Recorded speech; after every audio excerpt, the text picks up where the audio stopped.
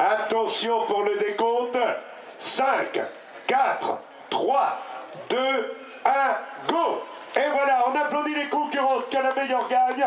C'est parti donc pour la Coupe de France Dames.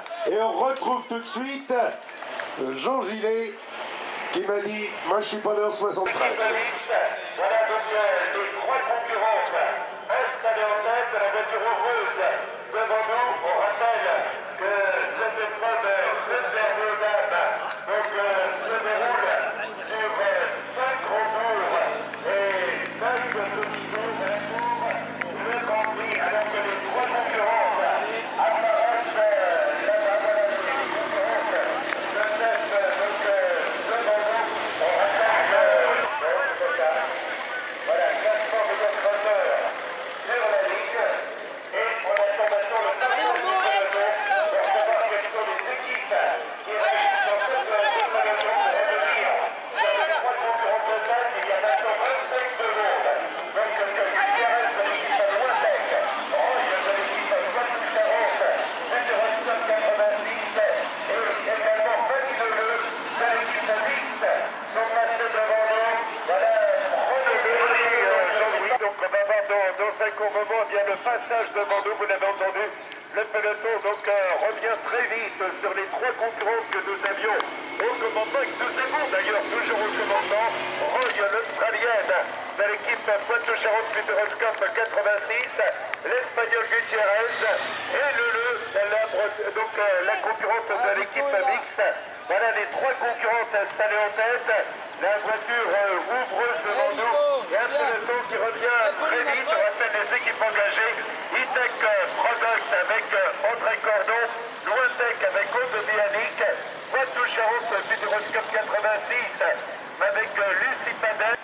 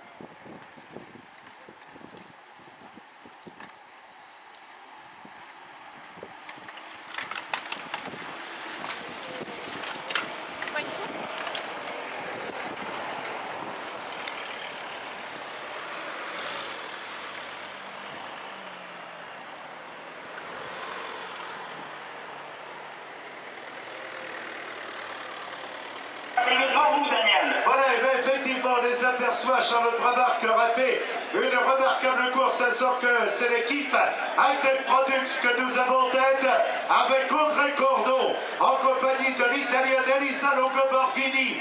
Deux des meilleures concurrentes donc installées aux premières places. Voilà, je crois qu'on peut les encourager à 2 tours de l'arrivée. 15 km reste à effectuer toujours. Elisa Longoborghini qui cette année au sommet du mur de 8 était sur le podium de la Flèche Wallonne. Voilà Charlotte Brabard. Voilà, nous allons retrouver maintenant deux concurrentes avec un retard légèrement supérieur donc à 2 minutes. On avait vu tout à l'heure très remonte dans la première partie du peloton Edwige Pittel. Il y a eu un contre qui s'est mis en place et voilà les deux concurrentes qui vont donc apparaître devant nous. C'est Gutiérrez, l'Espagnol avec Eugénie Duval qui passe avec un retard de 2 minutes et 15 secondes. Et voilà le peloton, du moins ce qu'il en reste, qui est sur le point de se rapprocher des deux concurrents dont nous venons de donner l'identité. Voilà pour le peloton avec de nouvelles accélérations. On le voit actuellement et une attaque de la concurrente Agnès Le Fourne du comité de Bretagne qui vient de sortir toute seule du peloton, un peloton en tête, Audrey Cordeau avec Elisa Longo-Borghini, elles appartiennent à la même équipe, Hightech Products. On les a actuellement au commandement, les voilà, avec un rythme extrêmement soutenu. On a l'impression qu'elles font un contre-la-montre par équipe de deux. Elles ont réussi le chaos par rapport au peloton. Elisa Longo-Borghini et Audrey Cordeau, allez, on les applaudit toutes les deux à l'entame du dernier tour. Dernier tour pour les deux concurrentes de tête. 35 secondes que les deux concurrentes de tête sont passées devant nous. Elle devrait préserver sa place de troisième, celle qui a été la grande animatrice de l'épreuve. Allez, vous pouvez l'encourager au fur et à mesure qu'elle passe devant vous. C'est parti pour le dernier tour. Charlotte Bramard seule en troisième position. Elle mérite sa place sur le podium, qui porte les couleurs de l'équipe Hightech Products et qui évidemment aujourd'hui est bien ravi de réaliser un remarquable doublé. Bruno Bade avait prévu que ces deux concurrents seraient sur le podium. Philippe Rizer était dans le même état d'esprit et s'est confirmé. Dans un instant, l'arrivée, les voilà, les deux concurrentes que nous avons en tête de la même équipe Hightech Products. Alors on peut les applaudir l'une et l'autre. Elisa Longo-Borghini avec Audrey Cordeau, voilà, qui arrive carrément sur la même ligne. Charlotte Bramard qui aura remarquablement animé l'épreuve du jour. Je crois qu'on peut l'applaudir très fort également. Elle méritait d'être sur le podium. Eh bien, c'est fait. Elle termine en troisième position. Charlotte Bramard qui avait terminé deuxième de la semaine quotidienne. Le sprint est lancé maintenant. On avait tout à l'heure Gutiérrez qui semble devoir préserver sa place de quatrième. Voilà, nous on a l'arrivée ici en quatrième position. Bianic, auteur d'un remarquable retour. Auriel Chaumet ensuite.